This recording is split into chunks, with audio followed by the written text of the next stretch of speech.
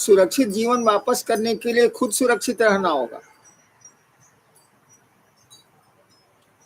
बिना जरूरत, जब बिना बहुत जरूरत के घर से बाहर नहीं निकले हम आप, ये उचित नहीं होगा। मुझको छिटपुट खबरें मिलती रहती हैं कि अभी भी कुछ महिलाएं या कुछ गुरु भाई शिव चर्चाएं 5-6 की संख्या में बैठ के करते हैं। मेरी समझ में नहीं आता है कि उनका माथा खराब है या मेरा माथा खराब।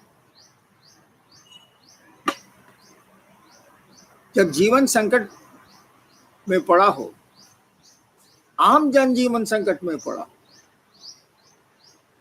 तबाही दरवाजे दरवाजे घूम रही, ऐसे में घरों के भीतर आना ज्यादा अच्छा है। तो मैं आपकी जिज्ञासाओं का कोई उत्तर देने नहीं जा रहा। और क्या जिज्ञासाएं और क्या उत्तर। शिव को तो मन से पकड़ना है, बोली से तो पकड़ाएंगे नहीं। शिव के निकट जाना है तो मन जाएगा, शरीर तो जाएगा नहीं। चर्चाएं तो शिव के निकट आपको पहुंचाएंगी नहीं। चर्चाओं के बल से मन जो है भले शिव के निकट चला जाए, लेकिन हमारी आपकी चर्चा शिव के निकट जाती नहीं है। वो अपने सम्मान में रुक जाती, ठहर जाती। कोरोना पर ही बहुत सारी जिज्ञासाएं आई। जो सरकार कहती है वो तो हम आप करें। मेरी बात तो छोड़ दीजिए, मैं अदना सा आदमी हूँ। सरकार के पास तो बहुत बड़ा तंत्र है, वो लोगों का हित चाहती है, कहती है ऐसा करिए, तो हम क्यों नहीं करते हैं वैसा। हमको आपको करना चाहिए और बहुत सारे लोग कर भी रहे हैं। शहरों में देखिए सन्नाटा छाया है, कम लोग बाहर हैं। तो हमको आपको भी सरकार को सहयोग करना चाहिए, और वो हमारे आपकी सुरक्षा के लिए, हमारे आपके हित में सरकार के निर्णय हैं। ऐसी परिस्थिति में सरकार के निर्णय, सरकार का जो कोरोना पर गाइडलाइन है, दिशा निर्देश है, हमको आपको उसका पालन करना चाहिए। करें हम आप। मेरे अपील से तो आप सुनेंगे नहीं, लेकिन सरकार जब कह रही है, जिसके पास इतना बड़ा तंत्र है, इतना बड़ा सिस्टम है, उसकी बात तो सुननी चाहिए।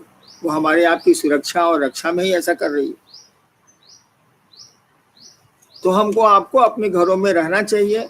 और मेरी जिज्ञासा का उत्तर आप सभी को देना है कि अपना सुरक्षित जीवन मुझको वापस करें, शिव को दें कि आप सुरक्षित हैं। आप जब तक सुरक्षित नहीं रहेंगे, कहा जाता है जिंदगी ही नहीं रहेगी तो बंदगी क्या होगी। तो जिंदगी को तो अभी बचाना है।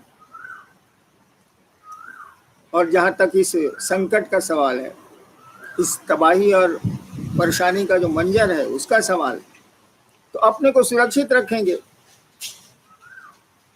डर जब तक सामने नहीं हो, डरना चाहिए, यानी अपनी सुरक्षा लेनी चाहिए। लेकिन डर जब सामने आ गया तब लड़ना चाहिए। उससे डरिएगा तो शरीर और कमजोर होगा, मन शरीर को कमजोर करता है। संकट जब सामने आ गया तब लड़ाई ज्यादा अच्छी है, डरने से काम नहीं चलेगा। संकट नहीं आया है तो डरिए, अपनी सुरक्षा करिए, अपनी व्यवस्था करिए, अपनी परवाह करिए। लेकिन संकट जब आ गया, सामने है, हम आप उसकी चपेट में हैं, तब लड़ेंगे। जो होगा देखा जाएगा, वो तो शिव निर्धारित करेंगे, जो होगा सो देखा जाएगा। और आज मैं कुछ कहने की इच्छा नहीं रखता हूँ। मन सबका थोड़ा उद्विग्न तो जरूर है। जीवन पर ही लाले पड़े हों तो आदमी क्या करेगा। इसीलिए मेरी जिज्ञासा का आप सभी उत्तर देंगे, अपने सुरक्षित जीवन को वापस करने को सोचेंगे।